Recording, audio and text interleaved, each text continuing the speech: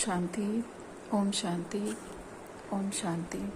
हम सभी अपने आत्मिक स्वरूप में स्थित होकर बहुत ही ध्यान से और एकाग्रता से अपने परमपिता परमात्मा की मुरली को सुनेंगे और स्वयं में धारण करेंगे। आज 12 जुलाई 2024 की बाबा की साकार वाणी है। बाबा कहते हैं, मीठे बच्चे, तुम्हें साहिबजादे सो सहजादे बनना है, इसलिए याद की यात्रा से अपने विकर्मों को भस्म करो। आज का प्रश्न है, किस एक विधि से तुम्हारे सब दुख दूर हो जाते हैं? उत्तर में बाबा कहते हैं, जब तुम अपनी नज़र बाप की नज़र से मिलाते हो तो नज़र मिलने से तुम्हारे सब दुख दूर हो जाते हैं, क्योंकि अपने को आत्मा समझकर बाप को याद करने से सब पाप कट जाते हैं। यही है तुम्हारी याद की यात्रा। तुम देह के सब धर्म छोड़ बाप को याद करते हो, जिससे आत्मा सतो प्रधान बन जाती है। तुम सुखधाम के मालिक बन जाते हो। बाबा कहते हैं, किस एक विधि से हमारे दुख दूर होते हैं? तो वह विधि है, जब हम बाबा से दृष्टि लेते हैं तो बाबा से दृष्टि लेते ही हमारे सारे दुख दूर हो जाते हैं, क्योंकि हम स्वयं को आत्मा समझकर और परमात्मा को याद करते हैं और इसी याद से हमारे सारे पाप कट जाते हैं। यही है हमारी याद की यात्रा। तुम देह के सब धर्म को छोड़ बाप को याद करते हो। बाबा कहते हैं, हम अपने देह के सभी धर्मों को छोड़कर बाबा को याद करते हैं और बाबा को याद करने से हमारी आत्मा सतो प्रधान बन जाती है और हम सुखधाम के मालिक बन जाते हैं। ओम शांति। शिव भगवान उवाच, अपने को आत्मा समझ कर बैठो। बाप फरमाते हैं, शिव भगवान उवाच, माना ही शिव बाबा समझाते हैं, बच्चे अपने को आत्मा समझकर बैठो, क्योंकि तुम सब ब्रदर्स हो, एक ही बाप के बच्चे हो। सब एक ही बाप से सब बच्चों को वर्षा लेना है, हूबहू जैसे 5000 वर्ष पहले हमने बाबा से वर्षा लिया था। आदि सनातन देवी देवताओं की राजधानी में थे। बाप बैठ समझाते हैं, तुम सूर्यवंशी अर्थात विश्व के मालिक कैसे बन सकते हो? मुझे अपने बाप को याद करो। तुम सब आत्माएं भाई भाई हो, ऊंचते ऊंच भगवान एक ही है। उस सच्चे साहिब के बच्चे हम सब साहिबजादे हैं। यह बाप बैठ समझाते हैं, उनकी श्रीमत पर बुद्धि का योग लगाएंगे तो तुम्हारे सब पाप कट जाएंगे। अगर बाबा की श्रीमत पर चलकर हम बुद्धि योग बाबा से लगाएंगे तो हमारे सारे पाप कट जाएंगे, सब दुख दूर हो जाएंगे। बाप से जब हमारी आंखें मिलती है तो सब दुख दूर हो जाते हैं। कितनी शांति मिलती है, शीतलता मिलती है हमें बाबा से जब हम दृष्टि लेते हैं। तो आंखें मिलाने का भी अर्थ समझाते हैं, अपने को आत्मा समझ बाप को याद करो। यह है याद की यात्रा। इसको योग अग्नि भी कहा जाता है। बाबा कहते हैं, यही योग अग्नि है, बाबा से योग लगाना और उस अग्नि के द्वारा बाबा से जो किरणें निकलती हैं वो हम आत्माओं तक आती हैं और हमारे सारे पाप भस्म हो जाते हैं। जब हम सेंटरों पे जाते हैं तो क्या करते हैं, बाबा से दृष्टि लेते हैं, देखते हैं कि उनकी भ्रिकुटी से और दृष्टि से किरणें निकलकर हम आत्माओं तक आ रही हैं और उसी किरणों के जरिए हमारे सारे पाप भस्म होते जाते हैं।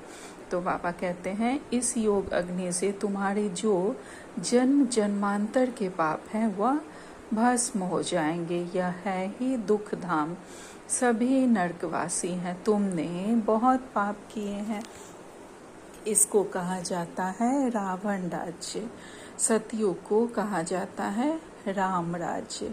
तुम ऐसे समझा सकते हो, भल कितनी भी बड़ी सभा बैठी हो, भाषण करने में हर्जा थोड़े ही है।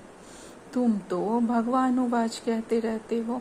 शिव भगवान उवाच, हम सब आत्माएं उनकी संतान हैं, ब्रदर्स हैं। बाकी श्री कृष्ण की कोई संतान थे ऐसे नहीं कहेंगे। हम सब बच्चे बाबा के बच्चे हैं, शिव भगवान के बच्चे हैं, ना कि श्री कृष्ण की। तो बाबा कहते हैं ऐसे नहीं कहेंगे कि हम श्री कृष्ण की संतान हैं, ना इतनी रानियां ही थी। श्री कृष्ण का तो जब स्वयंवर होता है नाम ही बदल जाता है। हाँ, ऐसे कहेंगे लक्ष्मी नारायण के बच्चे थे। राधे कृष्ण ही स्वयंवर के बाद लक्ष्मी नारायण बनते हैं, तब एक बच्चा होता है, फिर उनकी डिनाइस्टी चलती है। तुम बच्चों को अब मामेकम याद करना है, देह के सब धर्म छोड़ो और बाप को याद करो, तो तुम्हारे सब पाप कट जाएंगे।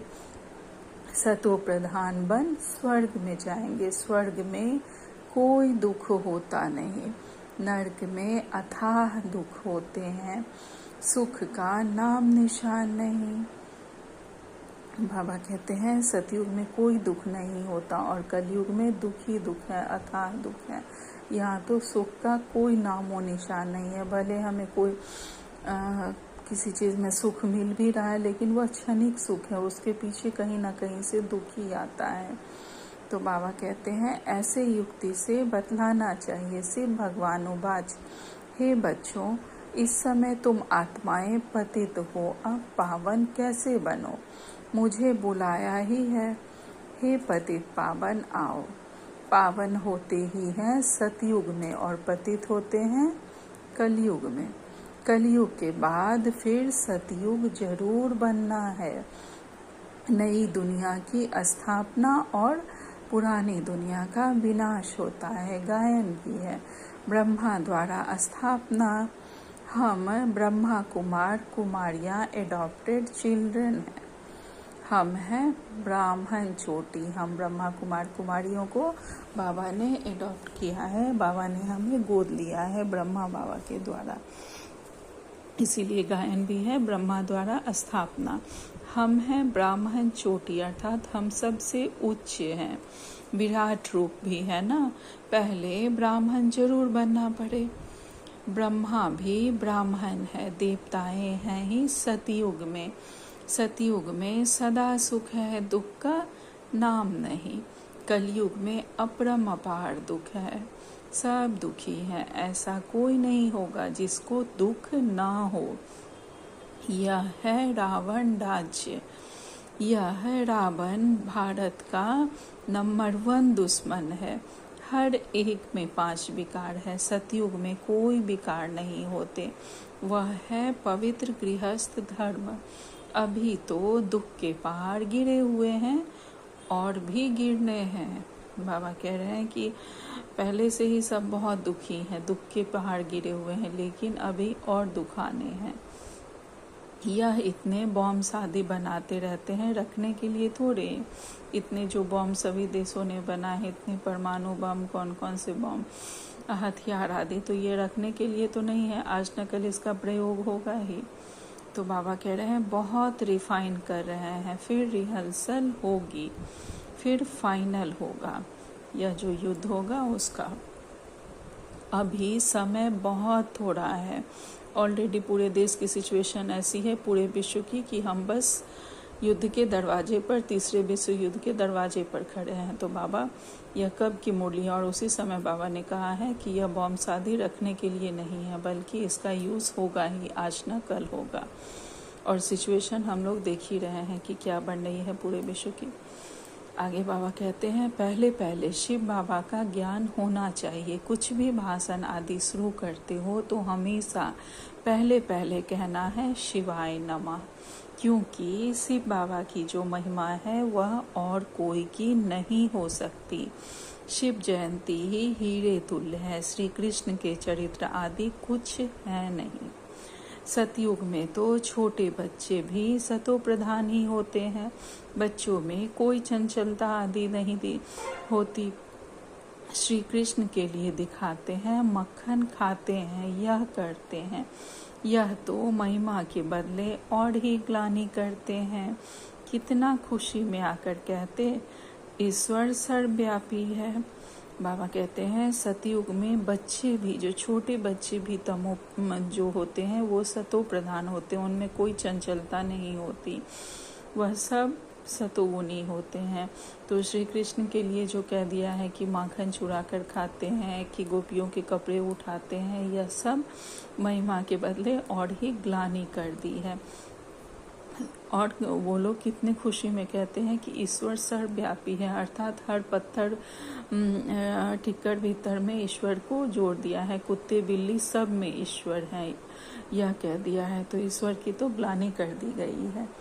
आगे कहते हैं तेरे में भी है मेरे में भी है, यह बड़ी ग्लानि, बड़ी भारी ग्लानि है। परंतु तमो प्रधान मनुष्यों को इन बातों को समझ नहीं सकते। कहते हैं अगर ईश्वर तेरे में भी है मेरे में भी है तो फिर मंदिर आदि जाने की जरूरत क्या है? कोई भी प्रॉब्लम, कोई भी बातें क्यों नहीं हम लोग सॉल्व कर लेते हैं? तब तो ईश्वर से कोई भी चीज़ मांगने की जरूरत नहीं है। तो बाबा कहते हैं कि यह सबसे भारी ग्लानि कर दी है, परंतु जो तमो प्रधान है वो लोग यह बातें समझ नहीं सकते। तो पहले पहले बाप का परिचय देना चाहिए। वह निराकार बाप है जिसका नाम ही है कल्याणकारी शिव, सब सर्व का सद्गति दाता। वह निराकार बाप सुख का सागर, शांति का सागर है। अब इतना दुख क्यों हुआ है? क्योंकि रावण राज्य है, रावण है सबका दुश्मन, उसको मारते भी हैं परंतु मरता नहीं। यहाँ कोई एक दुश्मन नहीं है। बाबा कहते हैं कि रावण को भले कितना हर वर्ष चलाते हैं फिर भी रावण मरता नहीं है, क्योंकि रावण हर एक मनुष्य में विराजमान है, इसलिए वह मरता नहीं और हर साल जलाते हैं हम। तो बाबा कहते हैं यहाँ कोई एक दुख नहीं है, अपरम अपार दुख है। यहाँ कोई एक दुख की बात नहीं बल्कि अपरम अपार है, और सतयुग में है अपरम अपार सुख। 5000 वर्ष पहले बेहद के बाप के बच्चे बने थे और यह वर्षा बाप से लिया था। शिव बाबा आते हैं जरूर, कुछ तो करते हैं ना, एक्यूरेट करते हैं, तब तो महिमा गाई जाती है। शिवरात्रि भी कहते हैं, फिर है श्री कृष्ण की रात्रि। अब शिवरात्रि और श्री कृष्ण की रात्रि को भी समझाना चाहिए। शिव तो आते ही है बेहद की रात में। श्री कृष्ण का जन्म अमृत वेले होता है, ना कि रात्रि को। शिव की रात्रि मनाते हैं कि परंतु उनकी कोई तिथि तारीख नहीं। शिवरात्रि का क्या अर्थ है हम लोग जानते हैं कि जब कलियुग का घोर अंधियारा होता है तब बाबा आते हैं, तो इसीलिए कहा जाता है शिवरात्रि, लेकिन ज्ञान में उसको किसी और बातों से जोड़ दिया गया है। और श्री कृष्ण के लिए कहा जाता है कि उनका जन्म रात में होता है, लेकिन बाबा कहते हैं उनका जन्म रात में नहीं बल्कि अमृत वेले होता है। अमृत वेला सबसे शुभ मुहूर्त माना जाता है। वो लोग श्री कृष्ण का जन्म 12 बजे मनाते हैं, परंतु वह प्रभाव तो हुई नहीं। 12 बजे बाबा कहते हैं कि कोई प्रभात तो हुई नहीं। 12 बजे श्री कृष्ण का जन्म मनाते हैं। प्रभात सवेरे 2-3 बजे को कहा जाता है, जबकि सिमरन भी कर सके। ऐसे थोड़े ही 12 बजे विकार से उठकर कोई भगवान का नाम भी लेते होंगे, बिल्कुल नहीं। अमृत बेला 12 बजे को नहीं कहा जाता है, उस समय तो मनुष्य पतित गंदे होते हैं, वायुमंडल ही सारा खराब होता है। 2:30 बजे थोड़े ही कोई उठता है। 3-4 बजे का समय अमृत वेला है, उस समय उठकर मनुष्य भक्ति करते हैं। यह टाइम तो मनुष्यों ने बनाए हैं, परंतु वह कोई समय है नहीं। तो तुम श्री कृष्ण की बेला निकाल सकते हो, शिव की बेला कुछ भी नहीं निकाल सकते। वह तो खुद ही आकर समझाते हैं। शिव बाबा के आने का क्या समय है वह कोई नहीं बता सकता, वह जब बाबा स्वयं आते हैं तभी बताते हैं। तो पहले पहले महिमा बतानी है शिव बाबा की। गीत पिछाड़ी में नहीं, पहले बजाना चाहिए। शिव बाबा सबसे मीठा बाबा है, उनसे बेहद का वर्षा मिलता है। आज से 5000 वर्ष पहले यह श्री कृष्ण सतयुग का पहला प्रिंस था। वहाँ अपरम अपार सुख थे। अभी भी स्वर्ग का गायन करते रहते हैं। कोई मरता है तो कहेंगे फलाना स्वर्ग गया। अरे अभी तो नर्क है, स्वर्ग हो तो स्वर्ग में पुनर्जन्म ले सके। समझाना चाहिए। हमारे पास तो इतने वर्षों का अनुभव है, वह सिर्फ 15 मिनट में तो नहीं समझा सकते, इसमें तो टाइम चाहिए।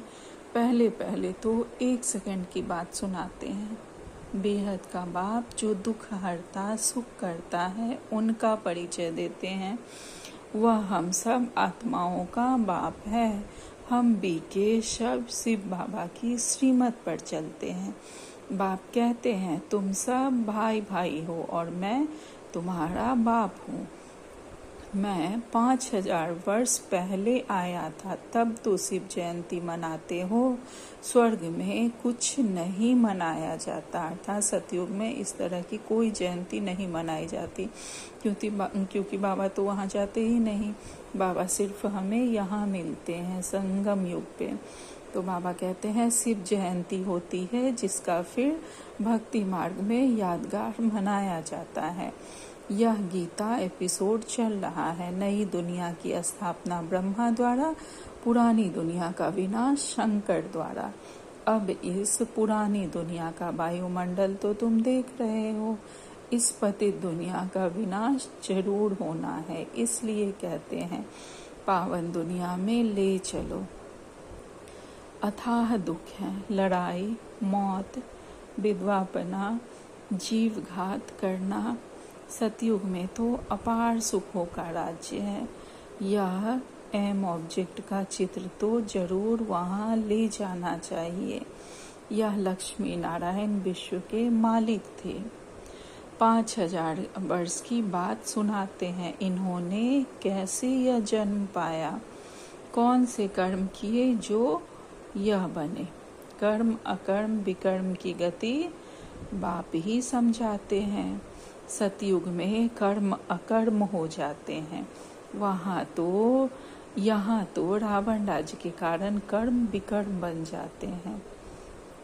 इसलिए इसको पाप आत्माओं की दुनिया कहा जाता है। यहाँ हम जो भी कार्य करते हैं कलयुग में सब विकर्म बन जाते हैं और सतयुग में कर्म अकर्म बन जाते हैं। वहाँ पे जो भी कर्म होते हैं उसका वो शुभ ही होता है, अच्छा ही होता है। जो भी काम होता है वह सतोगुणी ही होता है, सत्कर्म ही वहाँ होता है। तो वहाँ सारे कर्म अकर्म बन जाते हैं और यहाँ हमारे सारे कर्म विकर्म बन जाते हैं। हम अच्छा सोचकर किसी को दान करते हैं और पता नहीं वो दान, उस दान से उन पैसों से कोई जाकर ड्रिंक कर लेता है, कोई चाकू खरीद कर किसी की हत्या कर देता है। तो यहाँ हम जो भी अच्छा काम भी सोच के करते हैं तो पता नहीं वह अच्छा हो पाता है कि नहीं, विकर्म ही बन जाता है। इसलिए इसको पाप आत्माओं की दुनिया कहा जाता है। लेन देन भी पाप आत्माओं से ही होता है। पेट में ही बच्चा होता है तो सगाई कर देते हैं। कितनी क्रिमिनल दृष्टि है, यहाँ है ही क्रिमिनल आइज्ड।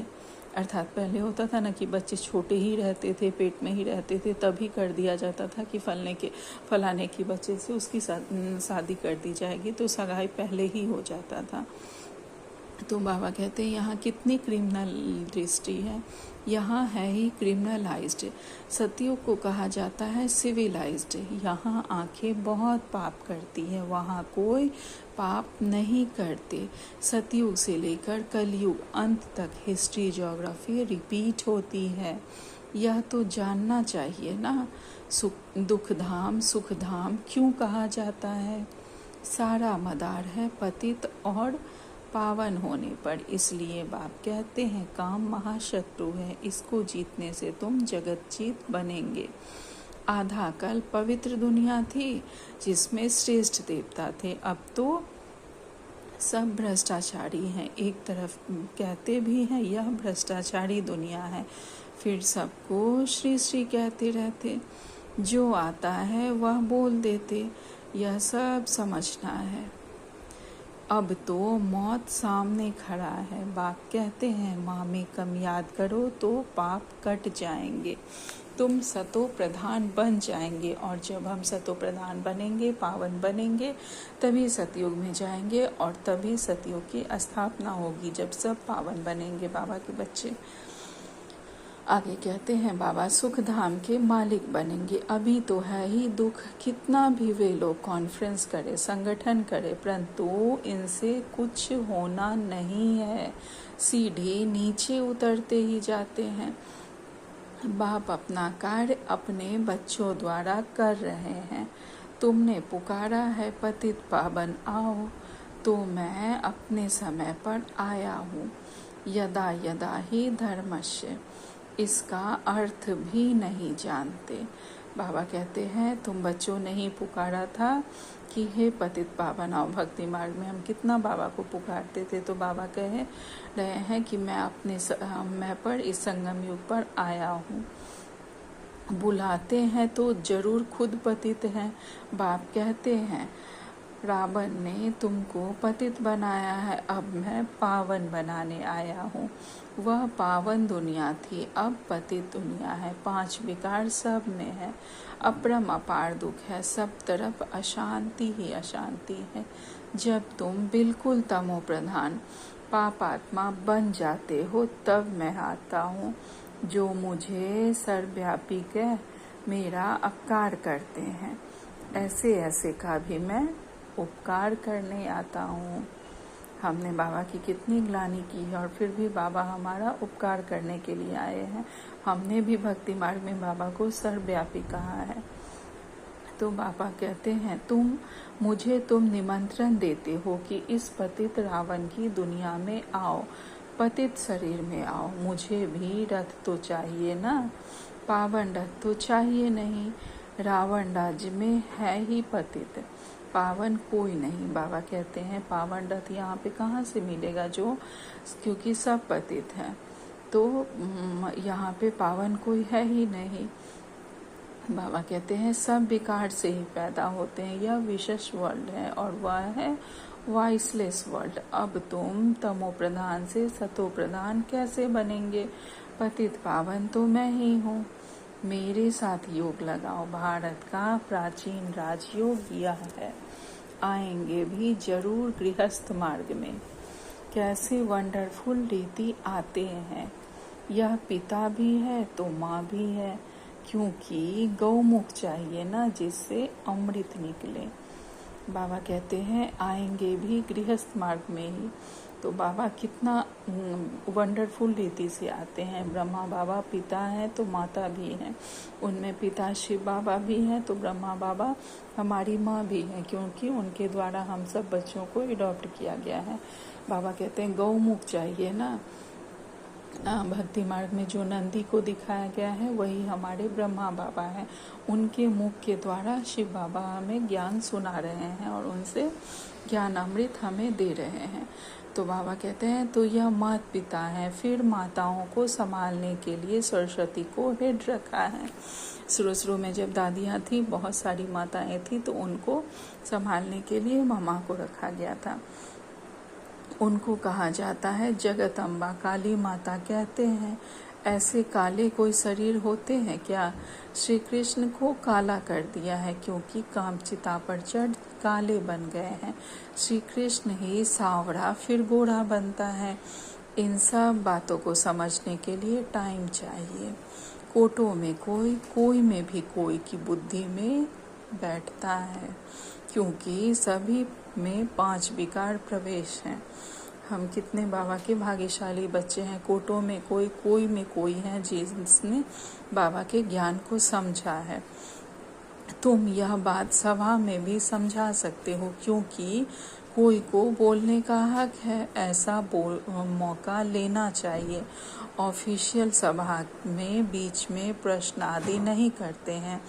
ऐसे सुनना है तो शांति में चले जाओ, आवाज ना करो, ऐसे बैठ समझाओ।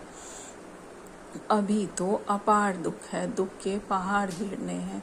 हम बाप को रचना को जानते हैं, तुम तो किसका भी ऑक्यूपेशन नहीं जानते हो। बाप ने भारत को पैराडाइज कब और कैसे बनाया था, यह तुम नहीं जानते हो। आओ तो समझाएं 84 जन्म कैसे लेते हैं। 7 दिन का कोर्स लो तो तुमको 21 जन्मों के लिए पाप आत्मा से पुण्यात्मा बना देंगे। हमें ऐसे किसी को समझाना है। अच्छा, मीठे मीठे से खिलते बच्चों प्रति माता पिता बाप दादा का याद प्यार और गुड मॉर्निंग। रूहानी बाप की रूहानी बच्चों को नमस्ते। हम सब रूहानी बच्चों की रूहानी माता पिता बाप दादा को याद प्यार, गुड मॉर्निंग और नमस्ते नमस्ते नमस्ते। शुक्रिया मेरे मीठे प्यारे बाबा, आपका लाख लाख शुक्रिया। आज धारणा के लिए मुख्य सार में बाबा ने पहली पॉइंट कही है, कर्म अकर्म विकर्म की गुही गति जो बाप ने समझाई है वह बुद्धि में रख पाप आत्माओं से अब लेन देन नहीं करनी है। कर्म अकर्म और विकर्म की जो गुही गति हमें बाबा ने समझाई है उसे याद रखकर बुद्धि में रखकर पाप आत्माओं से अब कोई लेन देन हमें नहीं करनी है।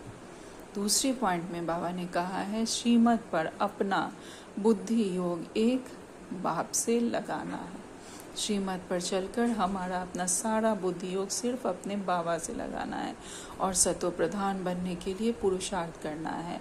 दुख धाम को सुख धाम बनाने के लिए पतित से पावन बनने का पुरुषार्थ करना है। क्रिमिनल दृष्टि को बदलना है और सिविलाइज्ड दृष्टि बनाना है हमें। आज बाबा ने हमें वरदान दिया है, नॉलेजफुल बन सर्व व्यर्थ के प्रश्नों को यज्ञ में स्वाहा करने वाले निर्विघ्न भव। नॉलेजफुल बनकर सभी व्यर्थ के प्रश्नों को हम इस ज्ञान यज्ञ में स्वाहा करने वाले बाबा के निर्विघ्न बच्चे हैं। जब कोई विघ्न आते हैं तो क्या क्यों के अनेक प्रश्नों में चले जाते हैं। हम कहते हैं ना कि ऐसा हमारे साथ क्यों हुआ, ऐसा क्या हमने किया, तो बाबा कहते हैं हमें किसी प्रश्न में नहीं जाना है। ज्ञान यज्ञ में अपने सारे प्रश्नों को स्वाहा कर देना है।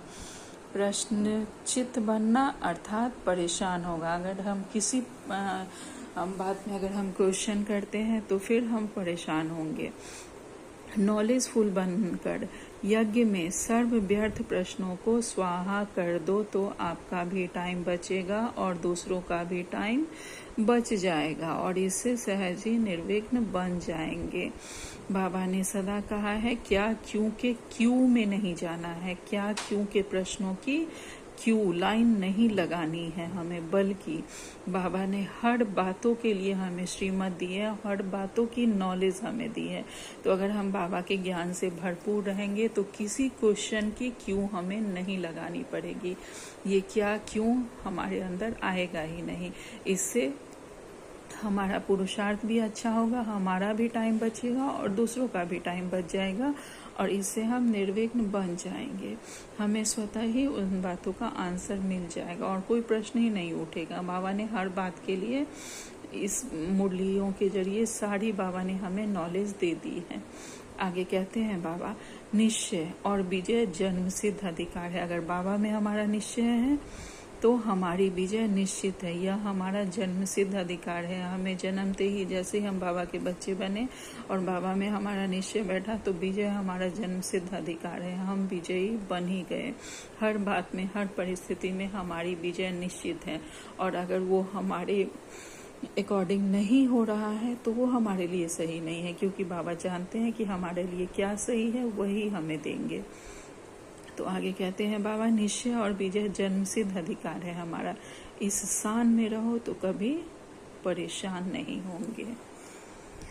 आज का स्लोगन है, सदा उत्साह में रहना और दूसरों को उत्साह दिलाना ही आपका यही ऑक्यूपेशन है। सदा हमें भी उत्साह में रहना है और दूसरे को भी उत्साह दिलाते रहना है। जो भी बाबा के बच्चे हैं या जो नहीं भी बाबा के बने हैं अभी तक, उन सबको उत्साह उमंग दिलाते रहना यही हमारा काम है, यही बाबा की सेवा है। तो सदा हमें स्वयं भी उत्साह में उमंग उत्साह में रहना है। हमें क्या मिला है, कौन मिला है, हम कैसे बन रहे हैं, हमारी अहम ऑब्जेक्ट क्या है, तो सदा हम खुशी में, उमंग उत्साह में रहेंगे और दूसरों को भी उत्साह दिलाते रहेंगे। आज का अव्यक्ति सारे हैं संगठन में दूसरों की गलती को अपनी गलती समझना, यह है संगठन को मजबूत करना। अर्थात अगर ग्रुप में किसी से, किसी भाई बहन से गलती भी हो जाती है तो हमें समझना है ठीक है, हमने इस बात को हमें संभाल लेना चाहिए था, हमें कर लेना चाहिए था, नहीं हुआ तो हम सबको गलती एक्सेप्ट करना है। यह तब होगा जब एक दूसरे में फेथ होगा, अर्थात एक दूसरे में जब विश्वास होगा तभी हमारा संगठन, हमारा ग्रुप मजबूत बनेगा। इसमें समाने की शक्ति भी जरूर चाहिए। कोई भी बात हो, किसी की कमी कमजोरी गलती हो, उसे समा लेना है। ये नहीं कि यहाँ वहाँ जाकर हमें उसका व्याख्यान करना है, ऐसा नहीं करना है। इसके लिए समाने की शक्ति बहुत जरूरी है। देखा और सुना उसको बिल्कुल समाकर वहीं आत्मिक दृष्टि और कल्याण की व एक दूसरे के प्रति रहम की भावना रहे, तब कहेंगे परोपकारी आत्मा। कुछ भी हमने देखा सुना जो सही नहीं हमें लगा, उसे हमने बिल्कुल स्वयं में समा लिया और उस आत्मा को जहाँ कुछ अगर हमें कुछ ऐसी लगी गलती या कमी कमजोरी तो उसे हमने आत्मिक दृष्टि से देखा, उसके प्रति कल्याण की भावना, शुभ भावना, शुभकामना रखी और एक दूसरे के प्रति रहम की भावना रखी। तभी हम कहे जाएंगे परोपकारी आत्मा।